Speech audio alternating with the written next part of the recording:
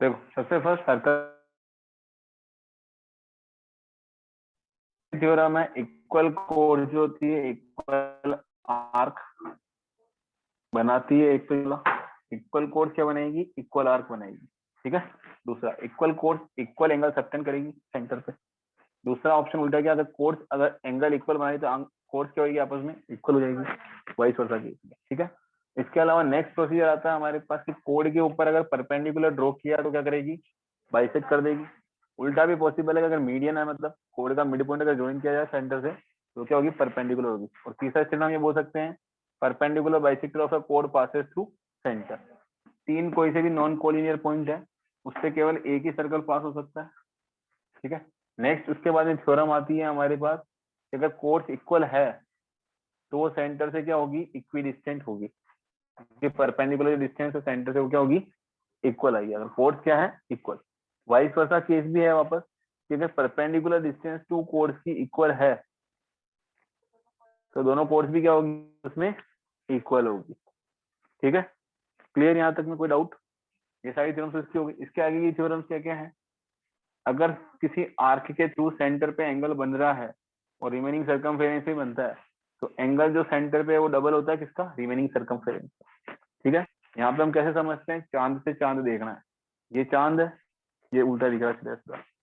उल्टा देखेंगे तो इसके थ्रू किधर बनेगा, आई बात समझ में।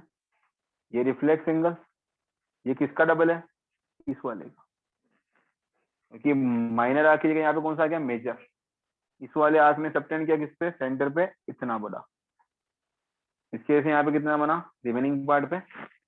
अगर आर्क ये वाला काउंट हुआ है तो रिमेनिंग सर्कमफेरेंस कितनी सी रह गई, इतनी सी। इस पे ये एंगल बना, समझ में आ गई बात, clear. Next angle in same segment equal होता है,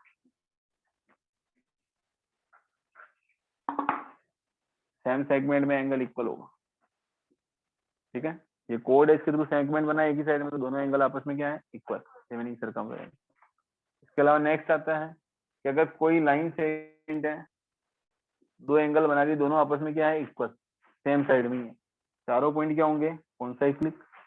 इसके बाद में एक आता है हमारे पास साइक्लिक कॉइडल, क्या होता है, जिसके चारों वर्टिसेस किसके हो, क्वाड्रिलेटरल पे, उसको बोलते हैं साइक्लिक। और अपोजिट एंगल का सम क्या बनता है उस केस में, 180। उल्टा है, अगर कोई भी कॉइडल उसके अपोजिट एंगल का सम 180 आ रहा है बोलेंगे साइक्लिक कॉइडल। ये सारी थ्योरम्स तुम्हारी क्लास 9th की है, ठीक है। ये वाली साइक्लिक कॉइडल में अपोजिट एंगल का सम 180 होता है, और यहाँ पे अगर अपोजिट एंगल का सम 180 हो जाता है इसको बोलेंगे साइक्लिक कॉइडल। ये मैंने बोला कि अगर कोई लाइन सेगमेंट है उसके सर्कल के ऊपर होंगे उसके चारों वर्टिसेस तब, ठीक ठीक है। अब यहाँ पे बोला कि एक लाइन सेगमेंट से दो एंगल बने, दोनों 50-50 डिग्री के ही है, तो मतलब ये चारों पॉइंट क्या होगा, कौन सा एग्लिक, मतलब इन चारों पॉइंट से एक सर्कल पास होगा, क्लियर। वो उल्टा है ना, अगर सर्कल है तो सेम सेगमेंट में बने एंगल तो इक्वल होंगे। उल्टा अगर एंगल इक्वल है तो चारों पॉइंट से सर्कल पास होगा, एक का दूसरा वाइस वर्सा, ठीक है। क्लियर, कोई डाउट यहाँ तक? ये तो तुम्हारी सारी थ्योरम्स है किसकी, 9th क्लास की। अब 10th क्लास की थ्योरम्स पे आते हैं अपन। ये सब यूटिलाइज आएगी, जितनी भी थ्योरम्स में बताई 9th क्लास की वो सब यूटिलाइज आएगी, इसमें कम और इसमें ज्यादा। आर डी शर्मा के क्वेश्चन सर एग्जाम लेवल के क्वेश्चन करेंगे तो ज्यादा आएगी काम, ठीक है। एनसीईआरटी में कम आएगी, एग्जाम और आर डी शर्मा के क्वेश्चन करेंगे तब वो ज्यादा काम आएगी। अब देखो क्वेश्चन पे, सबसे पहले टेंजेंट क्या होता है, सर्कल को जो लाइन एक पॉइंट पे टच करके निकलती है उसको हम बोलते हैं टेंजेंट ऑफ सर्कल, ठीक है। जो सर्कल को एक पॉइंट पे टच करके निकले, मतलब सर्कल का टेंजेंट का एक ही इंटरसेक्शन पॉइंट है, सिंगल। जो लाइन सर्कल को दो पॉइंट पे इंटरसेक्ट करे उसको बोलते हैं सेकेंड, ठीक है।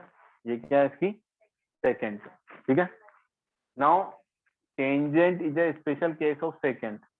टेंजेंट क्या है, सेकेंड का एक स्पेशल केस है, इसको हम ऐसे भी डिफाइन करते हैं, ठीक है।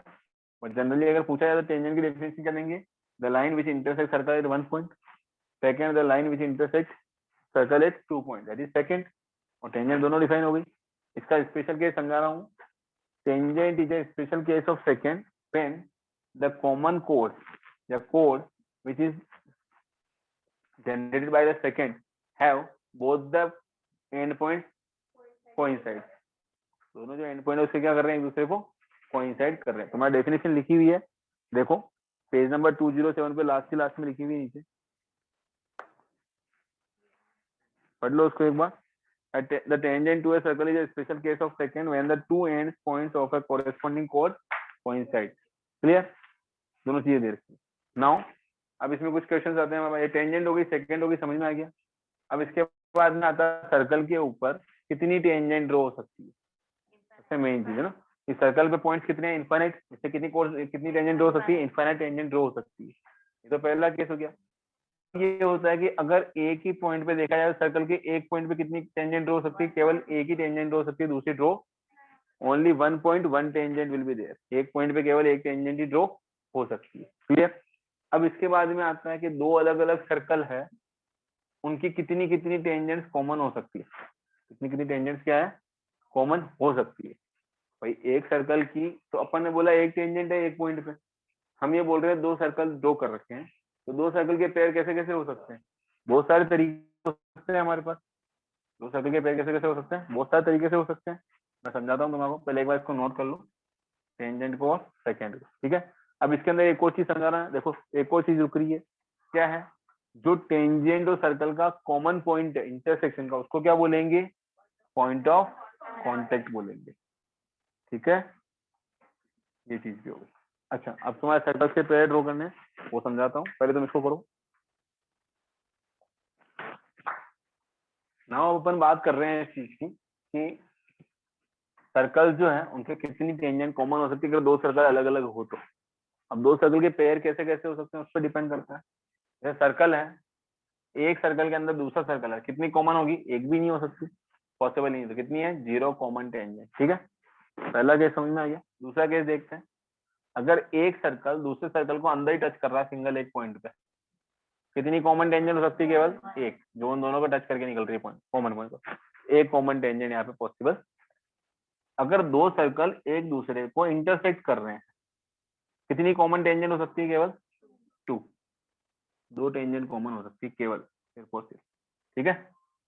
क्लियर? तो मैक्सिमम कितनी हो पाएगी, अगर अपन बात करें तो दो सर्कल की मिनिमम कॉमन टेंजेंट कितनी हो सकती है, मैक्सिमम 4 होती है। वो 4 कैसे होगी वो समझाता हूँ, पहले तीनों को बनाओ, फिर तो इनफाइनाइट है ना, बट अपन दो डिफरेंट सर्कल की बात कर रहे हैं, अलग अलग सर्कल्स की बात, ठीक है, रेडियस इनके अलग अलग है। फर्स्ट वाले केस में कोई कॉमन टेंजेंट नहीं है, जीरो, पॉसिबल ही नहीं है। सेकंड वाले में एक कॉमन टेंजेंट है, थर्ड वाले में दो कॉमन टेंजेंट हो सकती है, ठीक है। दो ऐसी टेंजेंट है जिनके दोनों ये दोनों टेंजेंट है सर्कल की अलग अलग। क्लियर? नीचे कहाँ बनेगी, किस वाले में, सेकंड वाले में कहाँ से बनेगी, इसकी टेंजेंट इसको काट नहीं देगी, इसकी सेकंड इसकी टेंजेंट कैसे पॉसिबल है, ठीक है। क्लियर? नहीं समझ में आया? कौन से वाले की, यहाँ पे, अरे तो यहाँ पे होगा तो इसका कहाँ टच पॉइंट है, इसका टच पॉइंट कहाँ है, वो दोनों टच नहीं कर रहे आपस में। क्लियर? हाँ अब अपन कर रहे थे इसके अंदर सर्कल्स के अंदर बात, एक दो पॉइंट के दो टेंजेंट तो होगी कॉमन। अब आते हैं, एक पेयर ऐसा भी आ सकता है इसमें तीन, तीन कैसे बनेगी देखो समझना, ये एक ही पॉइंट पे टच कर रहे हैं दोनों, है ना। तो एक तो ये हो गई, दूसरी ये हो गई, और तीसरी यहाँ से पास हो गई, इनके कॉमन पॉइंट से टचिंग वाला है, तीन टेंजेंट यहाँ पे निकल गई। क्लियर? कितनी बनी, तीन। अब चार वाला केस देखो, चार वाला केस कैसे हो सकता है, एक सर्कल यहाँ पे पड़ा है, दूसरा यहाँ पड़ा हुआ है, ये तो पहली, ये दूसरी, ये तीसरी, तीसरी तुम तो आराम से स्केल से बना लेना, कोई दिक्कत नहीं, यहाँ टच हुई है, यहाँ टच हुई, ठीक है, और चौथी भी ऐसे ही क्रॉस, चार टेंजेंट निकलेगी। तो मैक्सिमम दो सर्कल्स की चार कॉमन टेंजेंट हो सकती है। क्लियर? सर्कल को टच करके, सर्कल की सर्कमफेरेंस को एक सिंगल पॉइंट पे टच करके निकलेगी। सर्कल को टच करना मतलब उसी सर्कल को सर्कमफेरेंस को टच करना, बात बराबर ही है। हाँ वो टच एक ही पॉइंट से कर रही है, जिस पॉइंट पे दोनों टच कर रहे हैं, एक सिंगल पॉइंट पे टच कर रहे हैं, ठीक है। अरे ऊपर से नहीं निकल रही, उस पॉइंट से निकल रही है, तो दोनों का एक ही कॉमन पॉइंट है, उसी को टच करके निकल रही है। कंपास से ड्रॉ करेगा तो प्रॉपर मिल जाएगा, ठीक है, ट्राई करके देख लेना। Okay, clear?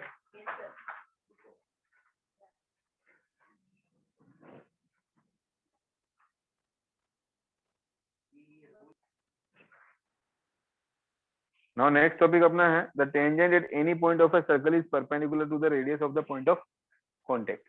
Theorem number 10.1। Okay, the tangent at any point of a circle is perpendicular to the radius through point of contact.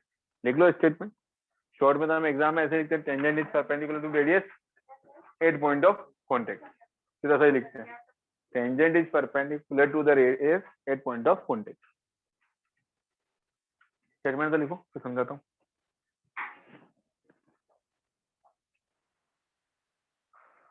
Prove क्या करना है हमारे को, सर्कल है और एक टेंजेंट है ना, हमें प्रूव करना है कि ये इस पे क्या है, परपेंडिकुलर है किस पे, रेडियस पे, ये शो करना है। ये ओ पॉइंट ले लिया सेंटर का, एक्स वाई टेंजेंट ले लिया हमने, ठीक है, और पॉइंट ये पी ले लिया जिसके पी के ऊपर प्रूव करना है भाई ये टेंजेंट है परपेंडिकुलर, ठीक है, ये प्रूव करना है इससे 90 डिग्री। तो गिवन सबसे फर्स्ट लिखेंगे सर्कल विद सेंटर और रेडियस आर, ये तो श्योर है गिवन चीज। Second, x y is tangent and P is point of contact. इसमें इसके अलावा लिखने के लिए कुछ है ही नहीं, तो आपको ये लिखनी पड़ेगी। टू प्रूव, क्या प्रूव करना है, OP is perpendicular to x y. No construction. अब इसको प्रूव करने के लिए देखो थोड़ा सा थ्योरेटिकल पार्ट है वो समझना पड़ेगा, समझाता हूँ, ठीक है, वो समझाने का काम पहले करते हैं, उसके बाद अपन क्वेश्चन में लिखेंगे, कोई दिक्कत। जैसे मेरे पास कोई एक लाइन है, ठीक है, मैंने इस पॉइंट से इस पे लाइन ड्रॉ की, सबसे छोटी लाइन कौन सी इसमें, ये वाली, रेडियस नहीं, चल सिंगल पॉइंट और लाइन की बात कर रहे हैं। ऐसा क्यों, जो परपेंडिकुलर बनेगी वही क्या बनेगी, सबसे छोटी बनेगी, ऐसा क्यों होगा, देखो समझो, ये परपेंडिकुलर इधर बनाओ चाहे इधर बनाओ कोई फर्क नहीं पड़ेगा, ऐसा क्यों होता है समझना। जैसे ये राइट ट्राइंगल है, ये क्या बना परपेंडिकुलर, ये क्या बना हाइपोटेनस, और हम जानते हैं परपेंडिकुलर हमेशा हाइपोटेनस से क्या होगा, छोटा, परपेंडिकुलर हमेशा हाइपोटेनस से छोटा होगा, हाइपोटेनस बड़ा है परपेंडिकुलर छोटा है, तो perpendicular is always less than hypotenuse, हम जानते हैं। तो जो इस केस में सबसे छोटी डिस्टेंस है वो क्या होगी, परपेंडिकुलर, मतलब किसी पॉइंट की किसी लाइन से सबसे छोटी डिस्टेंस है वो क्या होगी, परपेंडिकुलर डिस्टेंस होगी। The smallest distance between a point to a line is the perpendicular distance. तो मतलब अगर मुझे इस पॉइंट ओ को, जो इस पॉइंट ओ से इस पे डिस्टेंस आ रही है ओपी, अगर मैं ये प्रूव कर दूं कि ये स्मॉलेस्ट डिस्टेंस है, तो मैं क्या बोलूंगा इसको, ये परपेंडिकुलर है। थ्योरम क्या हो गई, अगर मैं ये प्रूव कर दूं कि ओपी जो है क्या है, स्मॉलेस्ट है distance among all the distance, जो बाकी की मैं बनाऊं, तो मैं क्या बोल सकता हूं कि OP is the perpendicular to x y, क्योंकि हम जानते हैं कि smallest distance from a point to a line is the perpendicular distance. Your theorem या फिर थ्योरम है, ठीक है, ये छोटी क्लासेस में पहले के लिए काम आती थी, ठीक है, और आपके ये एग्जाम्स भी दे रखे हैं, पीछे कुछ प्रूफ भी दे रखे हैं इनके, जिनको आप यूज कर सकते हो एनसीईआरटी में देख के ना। आपने लास्ट खोलो पेज के, अपेंडिक्स हो जाते हैं ना अपने पास में,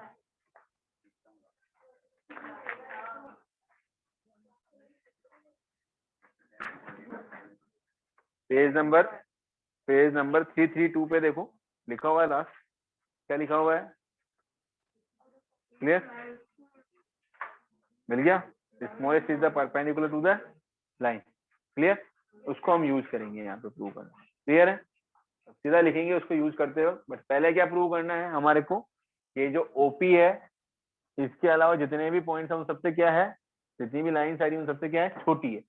हमें प्रूव करना है कि ये शॉर्टेस्ट है, शॉर्टेस्ट होता है हम क्या बोल देंगे इसको, परपेंडिकुलर। समझ में आ गया, क्लियर। अब देखो समझते हैं कैसे करना है।